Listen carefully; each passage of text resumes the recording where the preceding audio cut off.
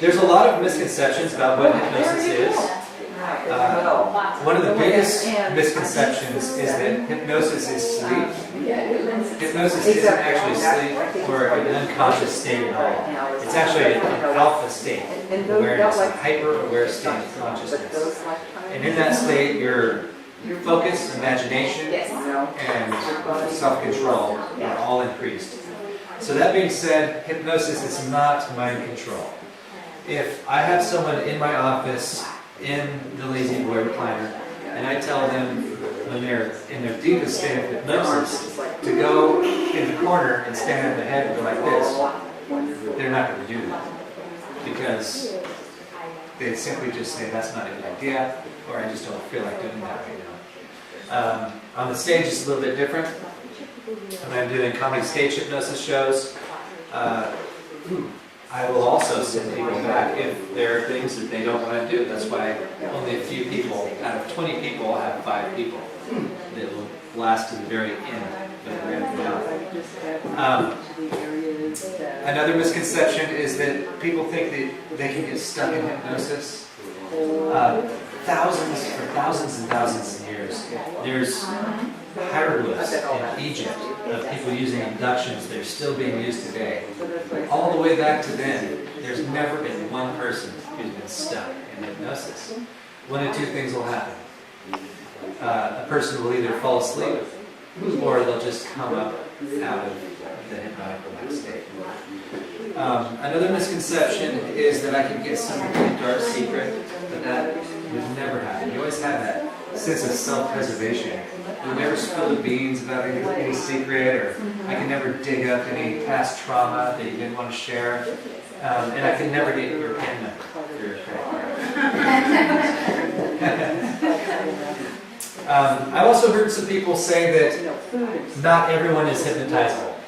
And that's not true at all. Everybody goes through hypnosis at least 7 times a day. Definitely 1 time a day. As long as you have a normal intelligence, as long as you can imagine, and as long as you can focus on what I'm saying, you would be a good participant as a hypnotic individual. The most difficult people to hypnotize are the people who have like mental disorders, like autism, where they can't focus, and things like that. It doesn't mean that they're not hypnotizable, it just means that they require special attention. The phases of sleep, even though hypnosis isn't sleep or an unconscious state, it is on the way to sleep. The first stage is the thinking stage, where most insomniacs get stuck because they're thinking about their day or the next day.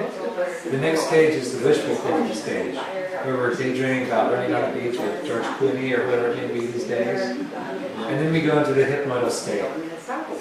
And that's the alpha state of consciousness. In this state, let's say you're taking a nap in half an hour, and you're entering that natural hypnoidal state. You'll be able to hear people mowing the lawn 50 miles away that you didn't notice before. Or kids laughing, or birds chirping. Or if you have an itch, and you tell yourself, whatever I do, don't scratch that itch because it's going to keep me up a little bit longer, it'll turn into 100 different itches, and you have to scratch all those itches before you actually fall asleep. Or you can smell, maybe you can smell something baking bread a mile away. So all of your senses are heightened in this state. So that's why visualization can help so much. However, not everyone's lead sense is visual. So when we go through the self-hypnosis process that we go through, don't worry if you're not being able to make clear images, because some people have a lead sense of smell, some people have a lead sense of taste, some people have a lead sense of kinesthetics, some people are visual, some people are auditory. So it doesn't really matter how you imagine, all that matters is that you can imagine. So one common thing is that people will say, oh, well, I can't make images in my head. And then I'll be like, okay, well, can you imagine your bedroom, your living room? And then they'll be like, yes, I can. Okay, well, how are you imagining that? Well, I get a feeling of being there. I can imagine some of the voices in the mirror. I can actually see the couch, whatever it is. So it's important not to get hung up on those little things because we're all different. I don't believe that there's one right or wrong way to do it. I think all ways are right. I think the only wrong thing that could happen is by thinking that there is only one right way to do it. It'd be like a dentist saying, we only use mercury fillings in here because we know that those work the best. But we also know that porcelain fillings work also, if not better, right? Because then you're not getting any mercury poison. So by keeping those old ideas and thinking that this is the only right way to do it, we're actually limiting ourselves from progress. From birth, we have a clean slate. We only have two fears from birth. That's the fear of falling and the fear of loud noises. For some reason, my daughter didn't seem like she was afraid of falling. 12% of the mind is the conscious part of the mind. And this is where our logic and our reasoning ability is. And that's what guides our willpower. I know it looks like that's the frontal lobe of the brain up here, but it's not really. It's actually the cerebral cortex, which is this small, thin film that covers the brain. 88% is subconscious or unconscious. And this is where all of our habits and positive and negative subconscious nodes are. And all of our mundane activities, like tying our shoes, nodding our head when we're understanding, blinking, breathing, shaking someone's hand or putting their hand out. It's all unconscious stuff because we don't need to junk up our 12% of our mind with this. This is also where positive and negative subconscious nodes exist, which basically makes up our belief systems. So let's say there's a kid who is raised in a family who smokes, and they go steal a cigarette from their parents and go hide behind a shed with their friend and smoke a cigarette. They get a head rush from the cigarette, which creates a positive subconscious node associated with smoking cigarettes. Later on in junior high or high school, someone says that they look like James Dean or Marilyn Monroe the way that they smoke. That reinforces that positive subconscious node associated with smoking.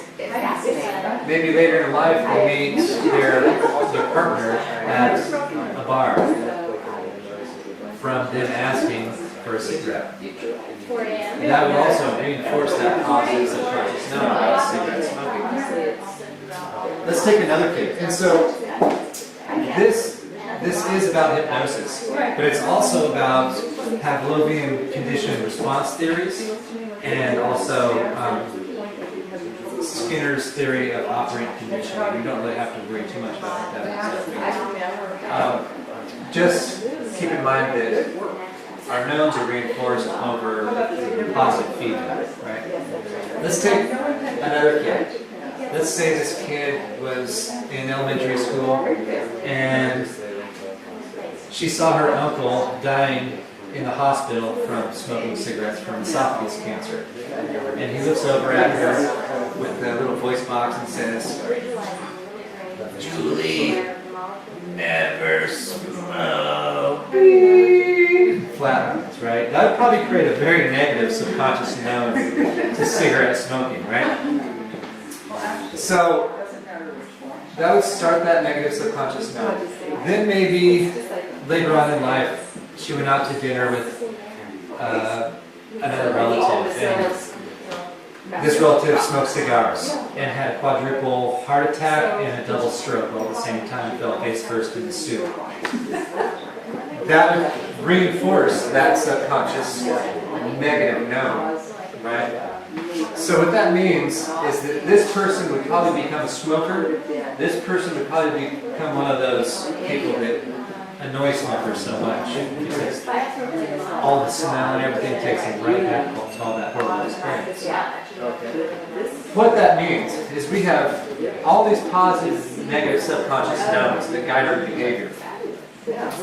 So 12% of the time, this smoker can willpower themselves to not smoke. But 88% of the time, they're just going to be smoking.